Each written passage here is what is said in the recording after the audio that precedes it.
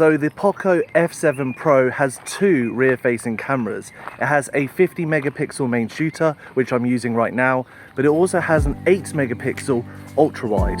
It of course does have a front-facing camera, which is 20 megapixels, and I'll show you that in just one bit. But I've got to show you this view.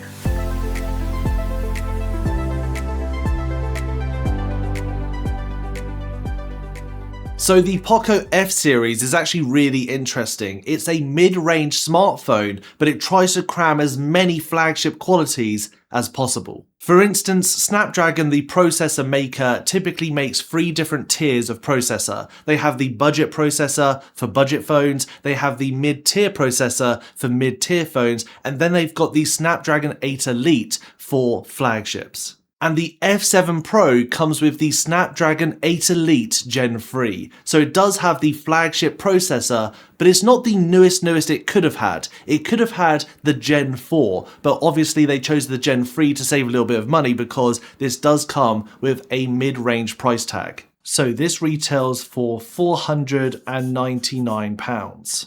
However, if you're on Amazon, you can pick this up for £378 currently. I'll have a link down below in my description. Now, a little bit like today, a year ago, AI was the hot topic for everyone. When Poco released this, they announced it comes with Wild Boost Optimization 4.0. Now, what this is an AI software that can help upscale gaming to 2K resolution. It can also help maintain frame rates consistently for a long period. And it also can optimize performance and battery life. So when you're using the processor to its fullest, it can optimize that. But when you're not using it, it can optimize battery life so you have the best of both worlds. And when you pair that with a 6,000 mAh battery and liquid cooling, it becomes a great gaming phone, or just a great battery life phone in general. Now I have to say, I don't actually play a lot of games, but I haven't noticed this skip a beat in my day-to-day. I typically watch a lot of content on my phone, and I also do a bit of multitasking. So I do have a floating window of YouTube while I'm checking out emails or in another app, and this has not slowed down or stuttered or skipped a beat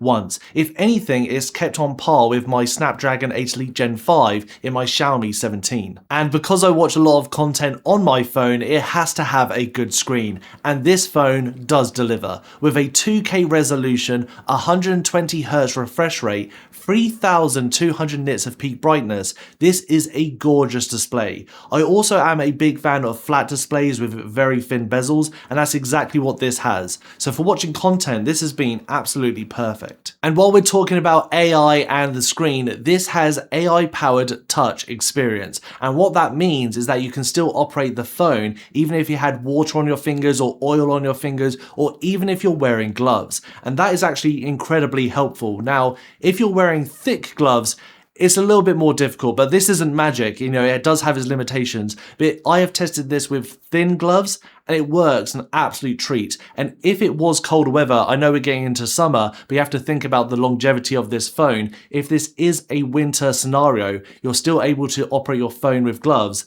That could be a game changer. Now, the flagship qualities of the phone aren't just kept to the inside, they're also with the design. It has an all metal frame, so when you feel the phone in your hand, it does feel premium. It feels a little bit heavy, but it feels rugged. And also that goes down to the buttons as well. They also are metal and feel very premium. It also has a fingerprint reader, which is ultrasonic, so it opens the phone pretty much always accurate, really fast. And that is just something that you notice with budget phones or some mid-tier, mid-range phones, that some of that technology hasn't come through, so it can be a little bit finicky when you are using it on a day-to-day. But with this, it is super fast, super accurate, and all round feels and looks premium. Now, if we take a look at the cameras, as I mentioned at the beginning, it only has 2 on the rear. This is where you're starting to see the mid-range come into effect, and you're starting to lose a few features that you get from the flagships. We don't have a telephoto camera on this phone. We only have an ultra-wide, which is limited to 8 megapixels, and also a main shooter, which is 50 megapixels. And you can take decent photos with that main shooter. Now, the 50 megapixel main camera can shoot up to 8K, whereas the front-facing camera is limited to 1080p. It can do 60 frames per second, but that is the limitation, which is to be expected because, once again, this is a mid-range phone.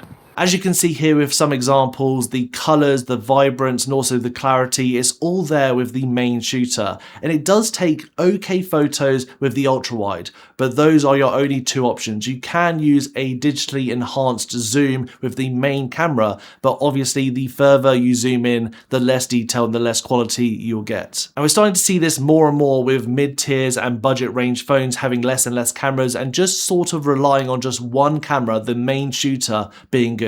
And that's somewhat accurate to this phone as well. But when you have limitations to a phone, you end up forgetting about those limitations and just focusing on what it's good at. So for this one, it's very good with that 50 megapixel main shooter at closer objects or closer subjects. I also don't hate the video, especially that you can go up to 8K 30 frames per second or 4K 60 frames per second. There's a lot of content you can shoot and you won't have an issue with. Now, taking a closer look at software, if you purchase this phone today, it comes with HyperOS 3 operating system, which is Xiaomi's newest operating system. And I've actually been really impressed with Xiaomi's software just because I review quite a lot of Xiaomi's products and they do roll out their newest software updates fairly quick across the range, which is really nice to see. And with that, you get a bunch of AI tools, like you get AI writing tools, AI translation tools, all baked in there. They are also partnered with Google, so you do have Google Circle to search and other Google AI features included. But they also boast that it has AI sound software to help with more cinematic sound or deeper sound. Obviously, coming from a phone, it does have its limitations on what sound quality you'll have,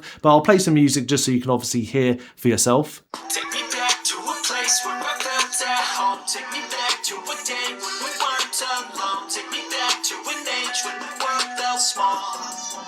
Way back before we blew it all. Take me back to a So you'll see on paper, the F7 Pro has loads of flagship qualities, but it does have compromises. Like with the camera, it has one great main shooting camera that you can take great photos with, but it lacks a couple of other options of cameras that flagships have, and the other camera that it has, the 8 megapixel ultra wide, is just okay. And yes, it does have a flagship processor, but it's last year's flagship processor. And yes, it has a metal frame, but it has a plastic back.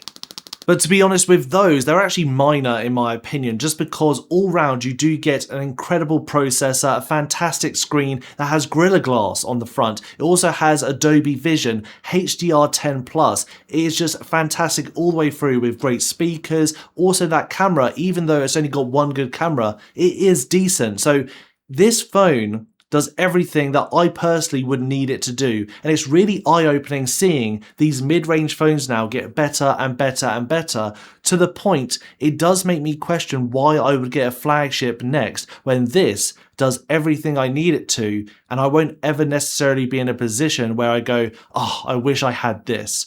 The only caveat to that is the cameras. I would really like to have fantastic cameras all the way through, and then also have a telephoto camera just for those rare instances where I do want to take a shot a little bit further away. That's the only issue I really see with this phone. But I'd love to know what you guys think of this down below. Does it have any limitations that you worry about, or does this tick all your boxes? Let me know down below. Don't forget to subscribe, like and share this video, and I'll see you guys next time.